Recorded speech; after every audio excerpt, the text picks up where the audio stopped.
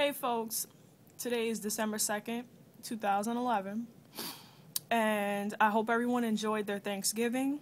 I apologize I didn't post anything for Thanksgiving. I had a video, but I was it's hard to explain. I was messed up a little bit as far as with the way I felt. So even though I'm kind of mellow in a lot of my videos, I was mellow. Like, it was really bad. So, sorry, I'm hungry, so I'm gonna eat. Right now I'm at the job.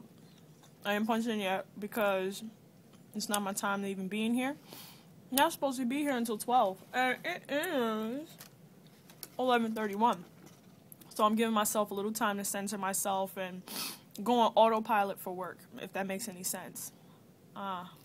Well, I'm looking up tips of different things. One of them, confidence, because overall I've become a much more confident person than what I was before in the past. However, there's still times, where I feel a little bit down like everyone else does, and I really need the pick-me-ups. So I'm just looking at tips, different articles, little teeny things that may work for people as far as building their self-confidence. And the thing is, it's called self-confidence for a reason, You're doing it for yourself. If you depend on anybody else to do it for you, then technically it's not your confidence, it's someone else pumping you up forever. Hold on. There's something I really have to... Let me break off a piece of my bagel. I'm sorry, you guys. The big girl in me, man. I love y'all big girls. Y'all get the better looking clothes in the stores anyway. Forget y'all. Alright. Sorry about that little intermission.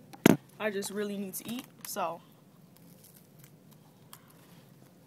I was looking up little tips online, and I hope some of these seem pretty good, so kind of wanted to share them with you guys.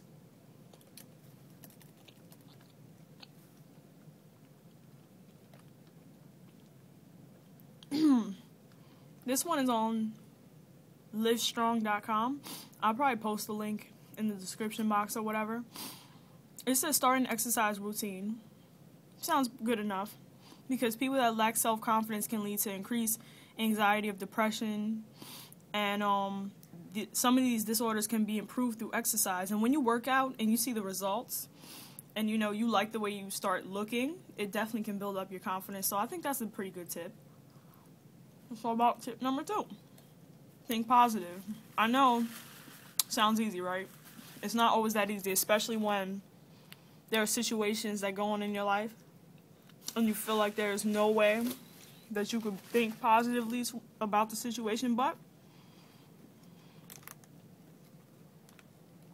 the best way to move on from certain situations where you feel like you have been done wrong, or you feel didn't go your way, and you feel that you're not so happy about it because of the changes. Number one, we're all creatures of habit to some extent, and when things do change, we don't like it so much. So I think despite how bad the situation is, you have to try to find some kind of positivity through it. For example, this is me digging into my past, something that a lot of people don't know. I've had surgery a long time ago. I'm not going to be as specific as to what I had surgery on, but I had surgery a long time ago, and I had to stay. I was pretty much housebound for almost a year, and I missed my first year of high school. So I guess, it's a lot of things that I could have said went wrong with that situation, but you know what? I can say that it helped me keep home together. It helped me learn new ways of communication. That's when the chatting rooms and things started to really bomb out. And it also opened my eyes and opened the doors to me pretty much teaching myself certain things. Because whenever I was interested in a subject, I used to look it up online and read about it. So there are a lot of things that I have learned throughout my life that had nothing to do with the education that I have had in school thus far. So I do believe that there was some kind of positivity I was able to find out of being housebound for a year and not really having any outside outlets as far as communication goes, which I mean other people. Number 3, set small achievable goals. That one is a really good one because we as people sometimes, well, maybe just me, because I happen to be a borderline workaholic, overachiever, and beyond. So I believe it is good to set small achievable goals, because if you do not, you set this goal where, for example, when I was young, it was the 90s, excuse me, the economy was pretty good. I was thinking, oh my goodness, when I turn 18, I'm going to move out, I'm going to have my own place, blah, blah, blah. This has happened when I was really, really young. And as time went by and 18 started to roll around the corner, I was like, not happening so much. And it did make me feel some type of way because it's a goal I wanted for myself.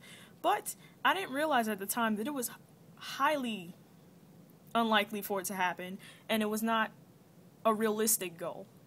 So I guess, don't disappoint yourself so much by making a goal that you can't reach. Don't visualize a skyscraper when all you need to do is create a small building, if that analogy makes any sense to you guys. And the final, 4th one, it says volunteer. The simple act of helping others can boost your self-confidence. I definitely know that is true. It makes you feel good when you just help other people, make them feel better. And it definitely does make, I just said that, it makes you feel better as a person. Because there are times where I'm sure everyone questions, are they a good person or not, if they have made certain choices that people didn't exactly agree with. But it is good to volunteer for the reason of helping other people. And it also looks very good on that resume. So that's also another reason to look into that. And the final 5th one, actually, yep, the 5th one. Don't be afraid to face your fear. Now, when it comes to this one, I guess, yes, I can relate to that. It does make you feel good when you have gotten over a hump that you were afraid to climb over before. For example, last year, I think it was early this year, actually, or maybe it was last year, September 2010.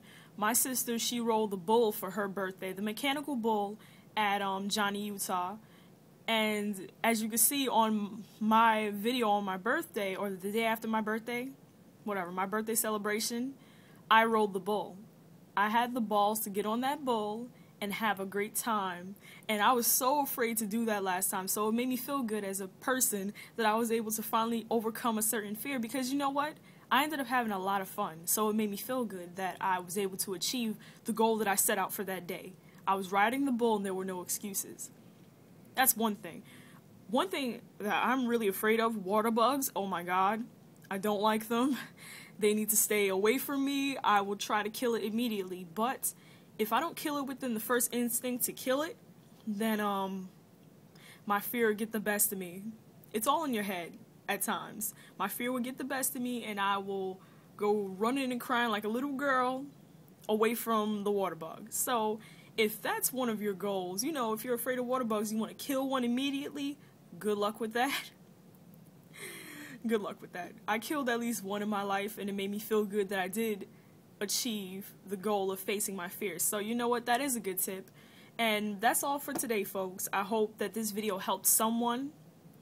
Once again, livestrong.com. I'm going to post a link below. And you know what? I'm going to probably post a blog, post a blog today about overcoming your fears and just tips to boost up your confidence a little bit. So I will also post a link of my blog below.